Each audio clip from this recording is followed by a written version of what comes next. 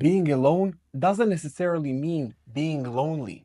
And let me tell you why. Loneliness, it's a feeling, it's an emotion. Being alone, it's physical. And how many times in your life you were lonely but not alone? Maybe in your past relationship, she or he was with you, but you still felt lonely deep inside. In today's session, I'm going to show you exactly how to transform and how to gain the strength from solitude and how to become so empowered. I'm Coach Goldman, your relationship and breakup coach.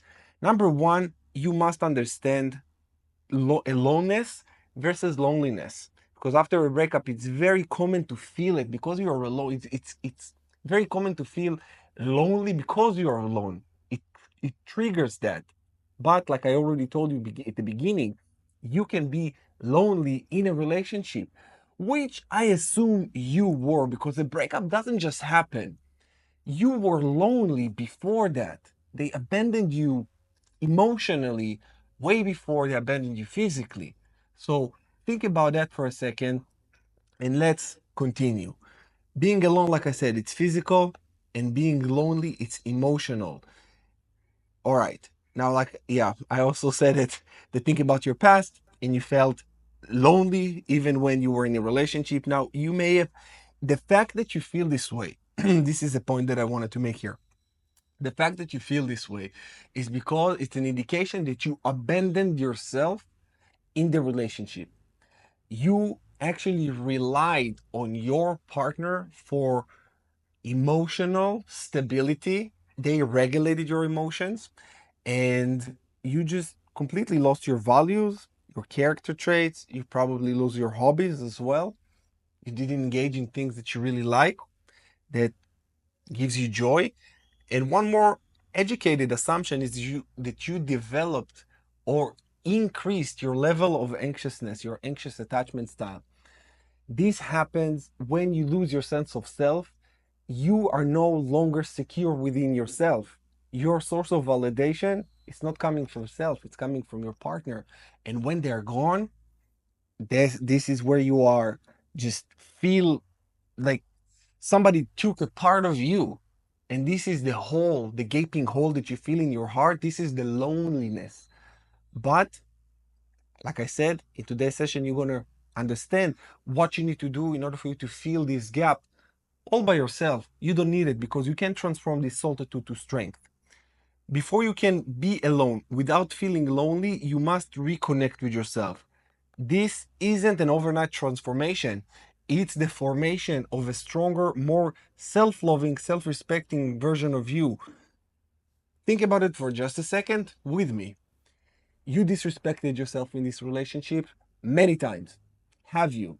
And let me know in the comments below. Say yes or no. Just let us know. And this is an educated assumption because I know you did.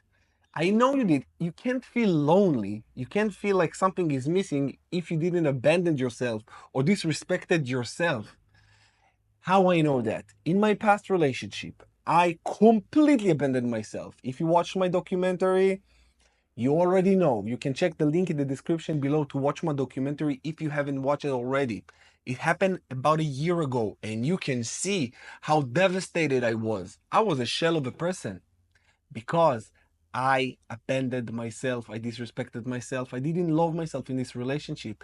And when she cheated on me, monkey benched on me, I felt like a piece of me she took a piece of me. And the piece that she took was a piece of my heart. So I felt a gaping hole here, just here, nothing. It was like nothing here. Now I know that you've done the same. I know that you've done the same because we are the same. You did let yourself go. You did rely on them for emotional security, safety, companionship, and everything. Now you need to develop self-respect again, self-love again. Like I already said, I said it say a lot of times in my videos that the healing journey is a self-love process. You fall in love with yourself. You go back home to your heart. When you do, and you are the best version of yourself or the better version of yourself that you were in the relationship, you just look at the relationship and you say, the person that I am now don't want somebody that disrespects them.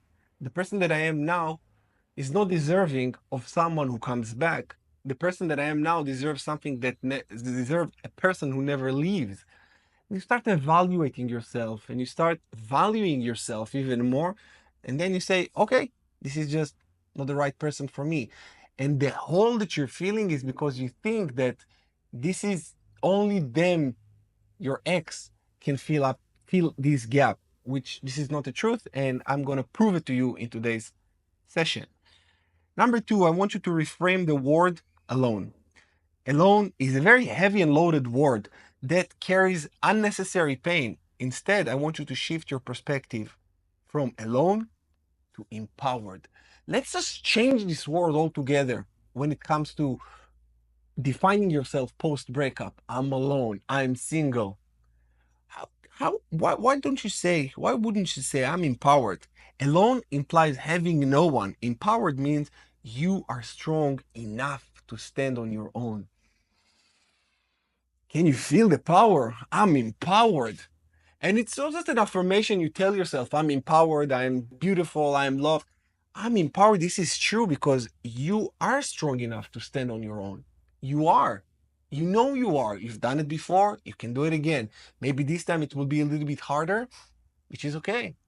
Now you are wiser. This is actually why it will be even harder this time. But when you are healing correctly, let me tell you and assure you that this was the last time in your life that you experienced this amount of pain. I can assure you that. I can assure you that if you take my online healing coaching program, The Rise of the Phoenix, that's the last time. If you work with me, that's the last time. Or even if you watch my videos and you actually take action, the last time. You will never feel the sense of loss again because you will never lose yourself. This is everything that I do on my channel and my one-on-one coaching and on The Rise of the Phoenix, my online program, is to show you who you are and the fact that you only need yourself. That's it. Now, I'm not saying you just need yourself. That's it. No more dating, no more relationships. No, you go into a relationship from a different perspective. The perspective will be, I come into this relationship, this bond, because I have a lot to give and I want to pour into you. I'm not coming out of a place of a need. I'm not needy. That's the difference. I don't need you to fulfill my unmet needs. I don't need you for this stuff.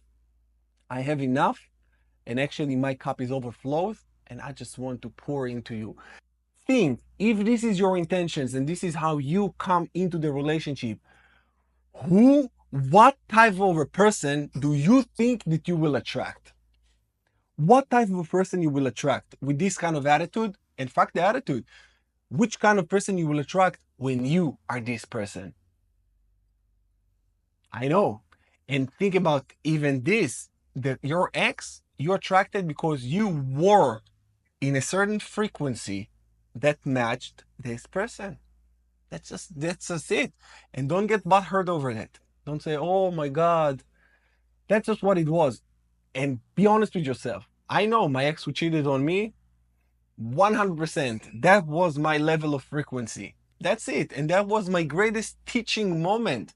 Pain is the greatest teacher. And I often say that pain is the only teacher that you are actually listening to, because the cuddling and sugarcoating advices, they're not really changing your life.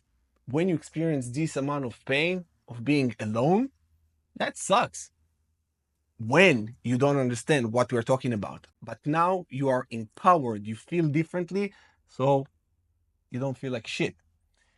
Okay, if you still feel like shit, that's okay. By the end of the video, you feel much more empowered and you actually will embrace it. And if you need to watch this video 2 or 3 or 5 times to realize who the fuck you are, do it. If you need to write a list of your character traits, your strong suits, write them down. This is the work that you're actually doing on yourself. It's rediscovering yourself and bettering yourself in all aspects of life. I saw where I was weak, where I was strong. I lean on my strong suits and I strengthened my weaknesses. This is how I elevated. That's the secret. Number three, accept where you are. You got to accept where you are. If you don't accept where you are, you cannot move forward. There is no way that you can move forward. You need, first of all, to realize where you are, to know, and then you need to know where you're going. And after that, you start taking action. Just think about it like a GPS system. You need to know exactly your current location, exactly where you need to go, and then you start seeing the map. So right now, let's just talk about your current location. You are here. Your life is a book. Is a book. I know I'm giving a lot of metaphors and analogies, but you will get it. Your life is a book. This is just one chapter. And this is just one chapter. It's probably chapter 7, somewhere in the middle, I would say. And this chapter is preparing you for who you are meant to become in the next stage, the next chapter of your life. Embrace this part of your journey. Think about it. This is a chapter in your book. The name of the chapter is Alone, not lonely. Something like that, or something more empowering. Not alone, empowered, whatever you want the name of the chapter to be. And as you flip through the pages and you get a glimpse of who you are becoming, this is your target. This is where you are saying, oof, this is where I'm going. And you start getting excited. And you say, okay, I'm prepared. I'm being prepared. And life is a constant preparation, because success is when opportunity meets with you. Preparation meets opportunity. You need to be prepared for an opportunity. That's it. And if you're not prepared, you will not even see an opportunity. So you're preparing yourself for a better relationship. You're preparing yourself for being a better person. You're preparing yourself for so many things that it's hard to grasp in just one sitting. This is why it's a daily process of self-development and improvement. Number 4, learn the art of individual empowerment. Before I dive deeper into this, I just want to tell you that I made a video about individuation that I really want you guys to watch. This video will show you how to be individuated. Individuation, it's the process that we're going through after we formed an attachment. Usually at the beginning, earlier stages of life, it will be for a caregiver, and then we are going on to our separate lives. I'm going to give you a quick example. Let's say you are 18 now, you're going to college or whatever. This is where you leave your parents' house and you move in alone. You live by yourself. When you do, when you are experiencing this transition, you experience what we call in psychology the individuation phase, when you need to learn how to take care of yourself. You had an attachment to your primary caregiver, and now you need to give for yourself, so to speak. So, what you're going through right now with this breakup, because you were a little bit codependent, that's just what it is. You gave too much and you were attached. Now you need to detach and individuate. So this just goes like this. This is the process. To learn the art of individual empowerment, the first thing that I want you to do is to write down everything you enjoyed doing with your ex. Absolutely everything. I've done this lately with a client, and I'm going to give you the example of what we did, and that was really eye opening. First of all, I'm going to read to you everything that you need to do, and then I'm going to give you an example. So write down everything you enjoy doing with your ex. Then you will notice that what you truly miss is companionship, not necessarily them. You will see that. As you go through this exercise, you will realize that you compromised a lot. A lot. And your mission will be to find ways to enjoy these activities on your own. By doing this, you develop the skills to master loneliness and gain independence. So let me give you the example real quick. When you write down everything you enjoy doing with your ex, I remember my client said, what is it? Oh, eating, eating, going to a restaurant together, cooking together, watching TV, all of these things that are usually self-care activities, things that you do together. So one thing, let's talk about eating together. He said, yeah, we enjoyed eating together. Then he said, I said, okay, so how can you enjoy, how can you find way to enjoy this activity alone? He said, eating together. So, okay, how can you do it alone? How can you enjoy it? And then I said, another question, a leading question, what didn't you like about this, doing this with your partner? And he said, well, not all the time I ate the food that I wanted to eat, or the amount that I wanted to eat, or when I wanted to eat. It was very scheduled and time and this and that, and it was a little bit pain in the ass, but I missed the togetherness, the companionship. And then you can see, like I said, you are going to realize that you compromise. And he said, I did compromise. Then we move forward to, he said, watching TV together. Okay, why? What didn't you like about it? Because he said he liked it, and then I said, what didn't you like? Just to trigger a different train of thought, and the train of thought was, well, we didn't always watch what I wanted to watch. I watched her shows. I wanted to watch sports, and I wanted to watch this, and then again, compromise. Because when you're asking yourself these questions and you see that you can find ways to enjoy these activities on your own. Right now, he said, I watch whatever I want, I eat whatever I want, whenever I want, however I want, and I'm just doing whatever I want right now. I am good to myself, and this is the individuation phase. Once you master it and you become also responsible by doing it. It's not just eating whatever, doing whatever, da da da da da. And it's not just these activities. It can be all variety of activities. It really depends on you. This is why if you need help with that to unpack it, I do it one-on-one with you, asking you the questions to see, to dig deep, and then give you the counter to show you how you can enjoy it by yourself. So if you need help with that, the link in the description below, feel free to book a call with me, and I got you. And I'm telling you, this will set you free. When we do it together, it's a little bit different because here I need to use general terms and I cannot go really deep. And for example, he said, how can I, physical intimacy? I enjoy that with my partner, and now try to tackle that. How can you enjoy physical intimacy? Like how? How can you individuate from that? And there is an answer for that. I can't say the answer because there is a lot of words that YouTube will censor. And when they do, just the video doesn't reach to as many people as it can. So if you're having this issue and you need help, hit me up and I got you and I will help you. And let me tell you, this person was like, oh my God, I can't believe it. And in one session, it just sets you free altogether. And this is your individualized. That's it. I'm just giving you the kick of individuation and send you on your way. You're gonna love it. It's really liberating. Some final thoughts before we wrap up. Before you can be a great partner to someone else, you must first become a great partner for yourself, to yourself. I know that it sounds very cliche, be good to it, but no, that's really, if you don't not good for yourself, you will look for other people to fill in the void and the gap in you. And when you just look outside for other people to fill the void inside you, you will never find it. And it puts a lot of burden on the other partner. It puts a lot of pressure on you. It never works like you think that it might work. Never. But when you master being alone, it means embracing independence. Without this, you will always feel needy in a relationship.